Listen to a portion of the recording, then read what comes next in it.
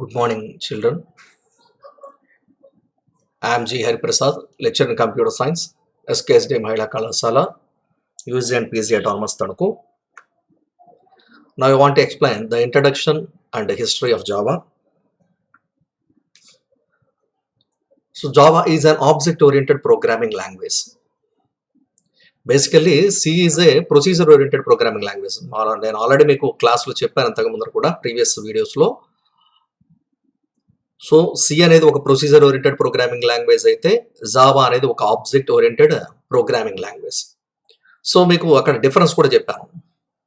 Major difference ఏంటంటే C లాంగ్వేజ్లోకి వచ్చేటప్పటికి అంతా కూడా టాస్క్ పైనే కంప్లీట్గా కాన్సన్ట్రేషన్ పెడుతుంది.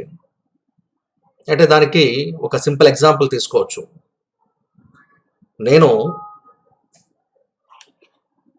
నాకు ఒక ఇన్స్టిట్యూట్ ఇన్స్టిట్యూట్ ఉంది. ఆ ఇన్స్టిట్యూట్లోకి వచ్చేటప్పటికి ఈరోజు సి లాంగ్వేజ్కి ఎవరు వచ్చారని చెప్పాను. ప్రీవియస్గా కూడా ఎగ్జాంపుల్ ఆల్మోస్ట్ ఆల్ మీకు ఇవ్వడం జరిగింది. ఒకవేళ దాని కానీ మిస్ అయిన వాళ్ళు ఒకసారి వినండి.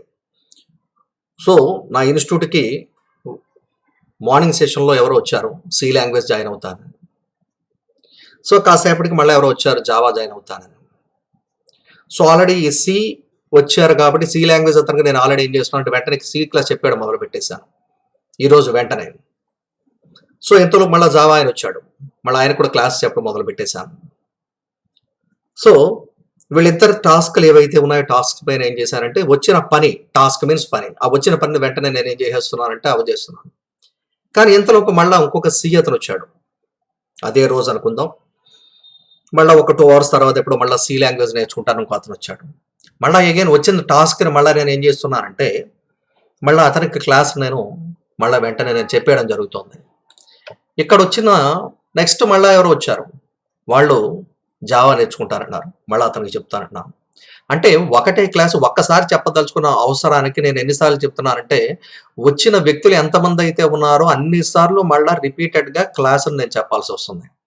అతను మార్నింగ్ 8 o'clock చెప్తే అతను మార్నింగ్ 10 o'clock మళ్ళీ చెప్పాను నేను, అదే సి లాంగ్వేజ్.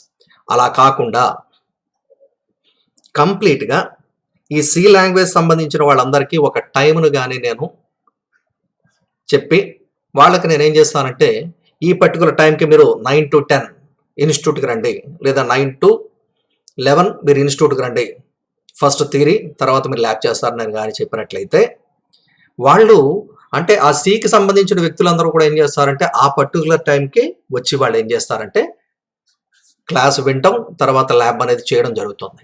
జావా వాళ్ళకు కూడా మళ్ళీ నేను రిపీటెడ్గా చెప్పక్కల, ఇండివిజువల్గా ఒక్కొక్కరికి చెప్పకుండా ఆ రిలేటెడ్ ఇష్యూస్ ఉన్న వాళ్ళు ప్రతి వాళ్ళని కూడా నేను ఏం చేస్తానంటే ఒక టైం నేను అలాట్ చేస్తాను వాళ్ళకి. మధ్యాహ్నం మీరు 11 to 1 రండి, 11 to 1 వస్తే థియరీ అండ్ ప్రాక్టికల్ ఇష్యూస్ రెండింటిని కూడా నేను మీకు అలాట్ చేయడం జరుగుతుంది. అప్పుడు నేను క్లాస్ చెప్తాను. సో కాబట్టి ఆబ్జెక్ట్ ఓరియంటెడ్ ప్రోగ్రామింగ్కి ప్రొసీజర్ ఓరియంటెడ్ ప్రోగ్రామింగ్ ఉన్న మేజర్ డిఫరెన్స్ ఏంటంటే ప్రొసీజర్ ఓరియంటెడ్ ప్రోగ్రామింగ్ ఫస్ట్ చెప్పిన ఎగ్జాంపుల్ మీకు వచ్చింది టాస్క్ వచ్చిన వాడికి వచ్చినట్టు క్లాస్ చెప్పేయడం, దానివల్ల టైం అనేది వేస్ట్ అవుతుంది. That is procedure oriented programming. The flaw of procedure that means the drawback of procedure oriented programming. And second one is object oriented programming. 2 example ఇచ్చాను మీకు నేను. సో ఆబ్జెక్ట్ ఓరియంటెడ్ ప్రోగ్రామింగ్కి వచ్చేటప్పటికి ఈ లాంగ్వేజెస్కి వచ్చేటప్పటికి మనం చెబుతున్న మాట ఏంటంటే రిలేటెడ్ ఇష్యూస్ అన్నిటినీ కూడా ఒక చోటకి చేర్చి, అంటే సి లాంగ్వేజ్ నేర్చుకునే వాళ్ళందరికీ కూడా ఒక టైంకి కేటాయించి వాళ్ళకి నేను ఏం చేస్తున్నానంటే క్లాసు చెప్పడం ద్వారా టైం స్పాన్ అనేది ఏమవుతుందంటే అలాగే నా వర్క్ తక్కువ అవుతుంది, టైం అనేది కూడా ఆటోమేటిక్గా మనకి ఏమవుతుందంటే వేస్ట్ అవ్వకుండా ఈజీగా మనకి మన టైంని అలాగే మన యొక్క ఎనర్జీని కూడా ఏం చేస్తుంది సార్ అంటే మనకి చాలా వరకు సేవ్ చేయడం జరుగుతుంది. Java is an object oriented programming language అనే మాట దాంట్లోకి వచ్చేటప్పుడు కూడా జావా లాంగ్వేజ్కి కొన్ని ఫీచర్స్ ఉన్నాయి. ఆ ఫీచర్స్ ప్రకారం అంటే ఇన్హెరిటెన్స్ అనే ఫీచర్ ఉంది. ఇట్లాంటి కొన్ని మంచి లక్షణాలు దానికి ఉండడం చేత జావాకు వచ్చేటప్పటికి ఎంత పాపులర్ అవ్వడం జరిగింది. కాబట్టి ఆబ్జెక్ట్ ఓరియంటెడ్ ప్రోగ్రామింగ్ యొక్క ఏవైతే లక్షణాలు ఉన్నాయో మంచి లక్షణాలు మీకు చెప్పాను కదా, రిలేటెడ్గా ఉన్న అన్నిటిని ఒక చోటగా చేర్చి జాగ్రత్తగా మనం ఒక ప్రాజెక్ట్ కానీ మనకిస్తే ఇండివిజువల్గా టాస్క్లు చేయకుండా రిలేటెడ్ టాస్క్స్ అన్నిటి ఒక చోటగా చేర్చి మనం ప్రాజెక్ట్ని తయారు చేయడం జావాలో ఈజీ అవుతుంది. At the same time, second point, we can do anything by using Java. That means Java is an object-oriented programming language that makes you do anything you can do with other programming languages. So ఇంతకు ముందర మీరు మనకు చెప్తున్నట్టుగా previous languages ఏవైతే చేస్తున్నాయో ఆ పనులన్నీ కూడా almost all ఎవరు కూడా చేయగలరు, అంతకంటే ఎక్కువగా కూడా చేయగలదు. ఎవరు చేయగలరు అంటే మనకి జావా అనేది చేయడం జరుగుతుంది. వై ఇట్ ఈస్ పాపులర్ అంటే మనం చెప్పుకోవాల్సిన విషయాలు ఇవి. మీకు ఇంటర్వ్యూలో వాళ్ళు అడుగుతారు వై జావా ఈస్ పాపులర్ అన్నప్పుడు మనం చెప్పాల్సిన ఫీచర్స్లో ఇవన్నిటిని కూడా మనం దాంట్లో మనం ఇంట్రడ్యూస్ చేసి చెప్పాల్సి ఉంటుంది. At the same time why it is popular, so because of their characteristics or features. So దానికి కొన్ని లక్షణాలు ఉన్నాయి. ఏంటి అవి లక్షణాలు? It is a simple language, it is a secure language and distributed and so on so on. So there are different types of features are there. It is very simple. Then next క్లాస్లోకి వచ్చేటప్పటికి features of జావాలోకి వచ్చినప్పుడు simple, secure, distributed issues గురించి మాట్లాడతాను. First of all సింపుల్గా అంటే pointers అనే concept లాంటివి ఎక్కడ లేవు సార్ అని అంటే చాలా కన్ఫ్యూజన్ కాన్సెప్ట్. యాక్చువల్గా సి లాంగ్వేజ్లో మీకు పాయింటర్స్ అలాంటి కాన్సెప్ట్ ఏదైతే ఉందో ఆ కాన్సెప్ట్ మనకి ఎక్కడ లేదు అని అంటే 100% మనకి సి జావా లాంగ్వేజ్లో లేదు. At the same time it is a secure language, not even ఎప్పటికీ కూడా it is a secure language and distributed. తన దగ్గర ఉన్న డేటాని చాలా మందికి ఏం చేయగలదంటే డిస్ట్రిబ్యూట్ చేయగలదు. అంటే తన దగ్గర ఉండే డేటాని, అంటే మీ దగ్గర చూడండి మీ వాట్సాప్లు ఇవన్నీ ఉంటాయి కదా, మీ దగ్గర ఉండే డేటాని ఎంతమందికి ఏ రకంగా డిస్ట్రిబ్యూట్ చేస్తూ షేర్ చేస్తారో ఆ రకమైనవన్నిటినీ కూడా ఎవరి ద్వారా మనం తయారు చేయగలము అంటే ఒక యాప్ తయారు చేసి ఈ రకమైన ఇష్యూస్ అన్నిటినీ కూడా మనం చేయగలమనంటే జావా ద్వారా చేయగలం. This is the basic introduction of Java programming language. So now history of Java.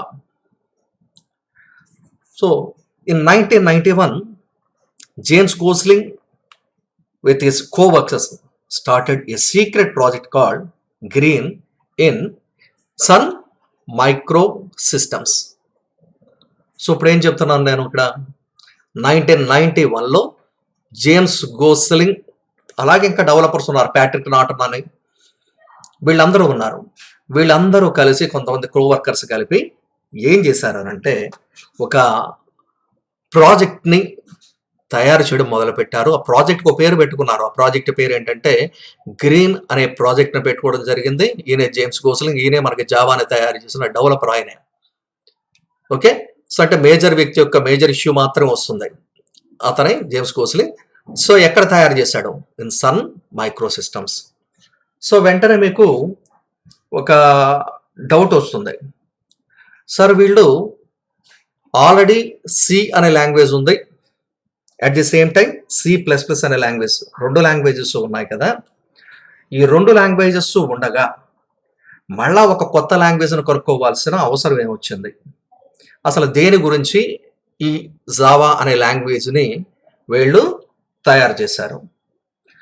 So వీళ్ళు యాక్చువల్గా మేజర్ సమ్మరీ అయితే మీకు చెప్పాల్సిన విషయం ఏంటంటే వాళ్ళు చిన్న చిన్న electronic device, their primary aim to design a small electronic devices like TV switch boxes and micro ovens etc. So మేజర్గా చూస్తే వాళ్ళు ఏం తయారు చేయాలనుకున్నారంటే ఎలక్ట్రానిక్ డివైజెస్లోకి ఒక సాఫ్ట్వేర్ పెడదాం. అంటే ఎలాగ మీరు ఏసీ చూడండి, రిమోట్ కంట్రోల్ ద్వారా మీరు ఏంటంటే జస్ట్ పడుకొని మీరు జస్ట్ ఏసీ రిమోట్ ఇలా కొట్టగానే ఆటోమేటిక్గా అది అక్కడ ఆన్ అయిపోతుంది. ఆన్ అవడంతో పాటు ఇంకా జరిగే విషయాలు ఏంటంటే మీకు ఎంత టైంలో అది ఆఫ్ అయిపోవాలి, లేకపోతే ఎంత టెంపరేచర్ అది ఆటోమేటిక్గా మెయింటైన్ చేయాలి.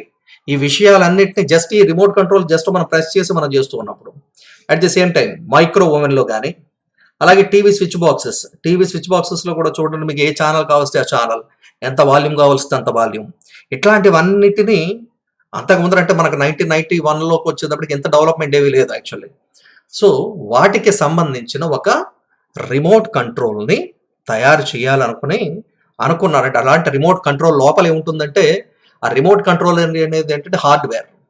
ఆ హార్డ్వేర్ లోపల ఒక సాఫ్ట్వేర్ని మనం ఏదో ఒక రకంగా స్టోర్ చేద్దాం, స్టోర్ చేసి ఆ రకంగా పని చేద్దాం అనుకుని ఎవరు అనుకున్నారు? సన్ మైక్రో సిస్టమ్స్ అనుకుని ఈ ప్రాజెక్ట్ని ఈ గ్రూప్ అందరికీ కూడా చెప్పింది. అర్థమవుతుందా మీకు? అంటే ఒక రిమోట్ కంట్రోల్ కనుక్కున్న రిమోట్ కంట్రోల్ ద్వారా ఎలక్ట్రానిక్ డివైజెస్ ఏవైతే ఉన్నాయో వాటన్నిటినీ కూడా ఇది ఏం చేయాలి అని అనుకున్నారంటే వాళ్ళు హ్యాండిల్ చేయాలనుకున్నారు. అటు ఏసీస్ కానీ, లేదా రెండోది ఏం చెప్తున్నాను మీకు, టీవీ స్విచ్ బాక్సెస్ కానీ, లేదా మైక్రో ఓవెన్స్ని కానీ, ఇట్లాంటి కన్జ్యూమర్ డివైజెస్ ఏవైతే ఉన్నాయో ఆ డివైజెస్ అన్నిటినీ కూడా వీళ్ళు ఏం చేయాలనుకున్నారంటే హ్యాండిల్ చేయడానికి ఒక సాఫ్ట్వేర్ని తయారు చేయాలనుకున్నారు. అనుకుని యాక్చువల్గా first C and C plus plus ద్వారా తయారు చేద్దామని ప్రయత్నం చేశారు.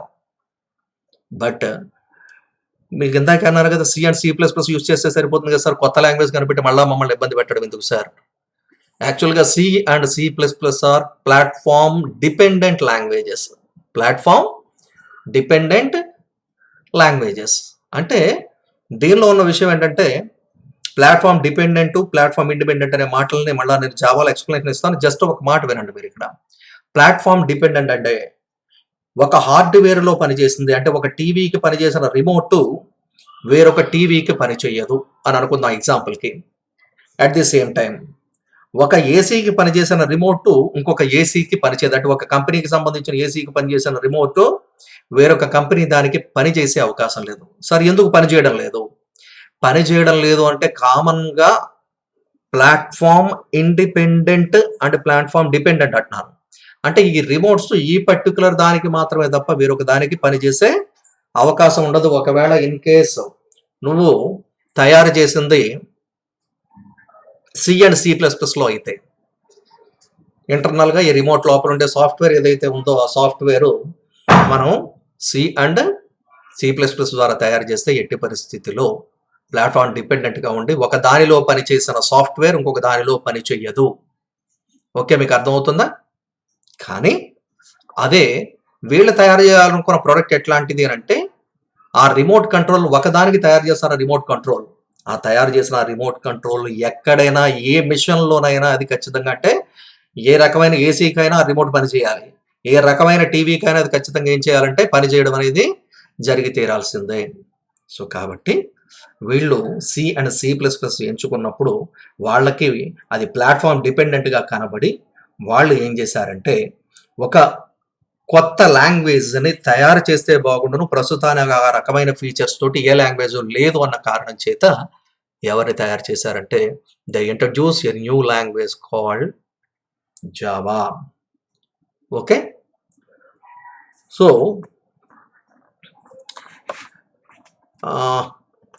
initially the name is Oak, O-A-K. Initial name of Java is Oak. So in 1992 they developed and delivered a product called Star 7 remote control. Okay, in 1992 నేను ఇక్కడ రాయలేదు కానీ మీరు చూసుకోండి. 1992 ఏం చేశారు వాళ్ళు? డెవలప్ చేశారట. ఏ లాంగ్వేజ్ని యూజ్ చేసుకుని? జావా అనే లాంగ్వేజ్ని యూజ్ చేసుకుని రిమోట్ కంట్రోల్ లోపల కావాల్సిన ఒక సాఫ్ట్వేర్ని ఏం చేశారంటే రాసి ఒక రిమోట్ కంట్రోల్ లోపల పెట్టారు. అంటే ఒక హార్డ్వేర్ డివైస్ అయినా రిమోట్ కంట్రోల్ లోపల పెట్టారు. ఆ రిమోట్ కంట్రోల్ పేరు కూడా స్టార్ 7. ఈ స్టార్ 7 అనే రిమోట్ కంట్రోల్ లోపల ఆ సాఫ్ట్వేర్ని తయారు చేసి జావా ద్వారా తయారు చేసుకుని ప్రోగ్రామ్ తయారు చేసుకుని జాగ్రత్తగా దీని లోపల పెట్టడం జరిగింది. సో దాన్ని మళ్ళీ ఏం చేశారంటే అలా పెట్టిన ఆ రిమోట్ కంట్రోల్ ఏం చేశారంటే మార్కెట్లోకి ఆటోమేటిక్గా దాన్ని రిలీజ్ చేశారు. బట్ పూర్తిగా ఇది సక్సెస్ అయ్యింది అని చెప్పలేం. పూర్తిగా అంటే మిడిల్లోనే ఉండిపోయింది, కంప్లీట్గా సక్సెస్ అవ్వలేదు, అదంతా కూడా జరగల. అర్థమవుతుందా? సో ఎంత ఇలా జరుగుతూ ఉన్న సందర్భంలోనే in 1993 and 1994 because of some legal problems they renamed the project as First Person Inc. అంటే OAK. ఇనీషియల్గా అసలు జావా పేరు జావా కాదు, ఏం పేరు అది? OAK. ఇక్కడ చూడండి కింద రాశాను OAK, ఇనీషియల్ నేమ్ అది. ఓకే, ఒక్కసారి చూడండి, వీళ్ళ ఇనీషియల్ ప్రాజెక్ట్ పేరు కూడా ఏంటంటే గ్రీన్. కానీ కొన్ని ప్రాబ్లమ్స్ చేత వీళ్ళు ఏం చేశారంటే 1993 అండ్ 1994లో ఫస్ట్ పర్సన్ ఇంక్ అనే పేరుతో ఏం చేశారంటే దాన్ని మార్చడం జరిగింది. ఓకేనా? సో మరి ఇక్కడికి వచ్చేటప్పటికి ఇంకా నెక్స్ట్ విషయం మాట్లాడుకుందాం. దీని హిస్టరీలోకి వచ్చేటప్పటికి ఎందుకు ఇది ఇంత పాపులర్ అయింది, వై ఇట్ ఈస్ పాపులర్ అని అంటే చూస్తే, సో ఫస్ట్ గ్రాఫికల్ బ్రౌజర్ అంటే మీకు చాలా మంది తెలుసు, అందరూ నెట్ యూజ్ చేస్తారు. ఆ నెట్ యూజ్ చేసేటప్పుడు మీరు గూగుల్ క్రోమ్ని కానీ లేదా మొజిల్లా ఫైర్ ఫాక్స్ మీకు తెలిసిందే. అయితే గూగుల్ క్రోమ్ని యూజ్ చేసుకుంటూ ఉంటారు, లేదా మొజిల్లా ఫైర్ ఫాక్స్ లేదా ఇంటర్నెట్ ఎక్స్ప్లోరర్ వీటిని యూజ్ చేస్తూ ఉంటారు. సో అసలు మొట్టమొదటి గ్రాఫికల్ అంటే మీరు బ్రౌజర్ ఓపెన్ చేయగానే ఇట్లాగా ఫోటోలు, యానిమేటెడ్ ఇష్యూస్ ఇట్లాంటివి టెక్స్ట్తో సహా కనపడే ఒక internet browser, first internet browser ఎవరంటే మొజాయిక్. అర్థమవుతుందా మీకు? సో ఈ మొజాయిక్ అనే బ్రౌజర్ తయారు చేశారు. అంటే during that period mosaic the first graphical browser was released. Okay. So at the same time ఏమైందంటే అప్పుడే మీకు తెలుసు WWW world wide web grew. So the world wide web grow dramatically. So ఆ సందర్భంలో చాలా ఏమైందంటే అప్పుడే నెట్ అనేది ఇంటర్నెట్ వాడకందారులు వాడేవాళ్ళు కూడా ఎక్కువయ్యారు. సో అలాంటి సందర్భంలో ఈ జావా అనేది ఏమైందంటే వాళ్ళకి ఈ బ్రౌజర్లో గ్రాఫికల్గా కావాల్సిన ఇష్యూస్ని తయారు చేసి త్రూఅవుట్ వరల్డ్ అంతటిని ఎవరి ద్వారా, WWW వరల్డ్ వైడ్ వెబ్ ద్వారా పంపించడానికి ఉపయోగపడింది. అర్థమవుతుందా మీకు?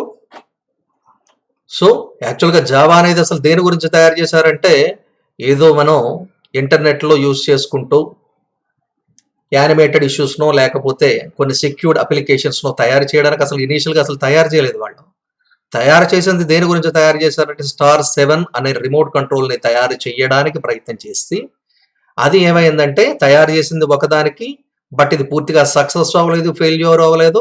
కానీ అది దేనికి ఉపయోగపడిందంటే ఇంటర్నెట్ బ్రౌజర్లో కావాల్సిన గ్రాఫిక్ ప్రోగ్రామ్స్ని క్రియేట్ చేయడానికి సర్వ్లెట్ ప్రోగ్రామ్స్ అని ఉంటాయి, సర్వర్ సైడ్ ప్రోగ్రామ్స్. అంటే ఇక్కడ నుంచి వేరే వాడికి డేటాను సెండ్ చేయడం, అక్కడ నుంచి వాడు మనకి డేటాను సెండ్ చేసే ఇష్యూస్ని సెండ్ చేయడానికి కావాల్సిన అప్లికేషన్స్ అన్నిటినీ కూడా తయారు చేయడానికి ఉపయోగపడడం అనేది జరిగింది.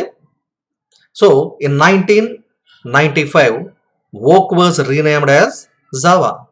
చూడండి లాస్ట్ మీకు ఇక్కడ రాశాను, 1995లో OAK అనే దాన్ని ఏ రకంగా ఏ పేరుతో మార్చారంటే జావా అనే పేరుతోటి మీకు మార్చడం జరిగింది. చాలా మందికి డౌట్ వస్తుంది, మీరు అబ్జర్వ్ చేశారో లేదో, ఇక్కడ జేమ్స్ కోసలింగ్కి సంబంధించిన దాని పక్కనే నేను ఏం చేశానంటే ఇక్కడ దీన్ని నేను పక్కన పెట్టడం కాదు, ఇమేజ్ నేను నెట్ ద్వారా డౌన్లోడ్ చేశాను. యాక్చువల్గా ఇది చూడండి, ఒక కాఫీ కనపడుతుంది. సో ఈ పేరు ఎందుకు వచ్చిందంటే ఎక్కువగా వీళ్ళు ఈ ప్రాజెక్ట్ మనం అనుకున్నాం కదా ఇందాక గ్రీన్ ప్రాజెక్టు, తర్వాత పేరు ఎలాగ మారింది అనుకున్నాను చూసారా. సో ఈ ప్రాజెక్ట్ని తయారు చేసే సందర్భంలో వాళ్ళకి ఎక్కువగా ఏం చేసేవారంటే కొంచెం కాఫీ ఎక్కువగా తాగుతూ ఉండేవారు. అంటే వన్ ఆఫ్ ది రీజన్స్, ఇది ఒక రీజన్గా చెప్తారు, నెంబర్ ఆఫ్ రీజన్స్ ఇది ఒక రీజను. అంటే మనకి ఎందుకు అంటే దీనికి క్లియర్గా కనబడుతుంది కాబట్టి చెప్తున్నాను విషయం. ఈ కాఫీ బీన్స్ అన్ని కూడా, ఈ ఒరిజినల్ కాఫీ బీన్స్ అన్ని కూడా, ఈ కాఫీ తయారు చేసే ఈ కాఫీ బీన్స్ అన్ని కూడా మనకి యాక్చువల్గా జావా అనే ఐలాండ్ ఉంది వాళ్ళకి, జావా అనే ఐలాండ్ నుంచి వస్తాయి. సో కాబట్టి తెలుసు కదా, ఐలాండ్ ఏదైతే ఉందో, జావా అనే ఐలాండ్ ఏదైతే ఉందో, ఆ జావా అనే ఐలాండ్ ఏదైతే ఉందో ఆ జావా అనే ఐలాండ్ నుంచి వస్తాయి కనుక వాళ్ళు ఏం చేశారంటే దీనికి నెంబర్ ఆఫ్ నేమ్స్ అన్నింటినీ కూడా, చాలా నేమ్స్ వీళ్ళు ముందుగానే ఆలోచించారు.